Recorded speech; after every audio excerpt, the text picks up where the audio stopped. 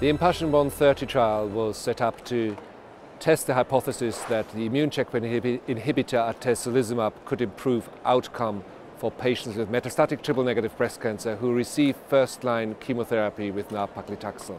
The Impassion 130 trial was a blinded, randomized phase 3 trial with 902 patients. Patients were randomized 1-to-1 to either treatment with nab-paclitaxel and placebo, or nab-paclitaxel with atezolizumab. At ESMO 2018, we were able to present the final data for progression-free survival both in the ITT population and in the PD-L1 positive subgroup. We also presented preliminary data for overall survival for the ITT population and for the PD-L1 positive subgroup. In terms of progression-free survival, there was a significant benefit in the ITT population with a hazard ratio of 0.8. In the PD-L1 positive subgroup, the hazard ratio improved to a hazard ratio of 0.62, showing a statistically significant benefit for the addition of atezolizumab to standard chemotherapy. Looking at overall survival with only about 60% of the required events, there was no statistically significant difference between atezolizumab and placebo at this time point in the ITT population.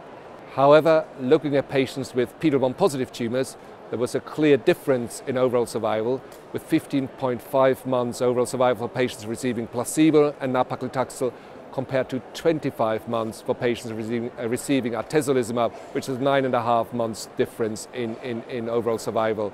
The results of Impassion 130 give clearly hope for patients in this difficult to treat subtype with metastatic triple-negative breast cancer, where up to now survival is still limited and is still only around 15 to 18 months. We have now shown that we clearly can improve overall survival, at least in patients with PD-L1 positive tumors, by adding an immune checkpoint inhibitor to chemotherapy.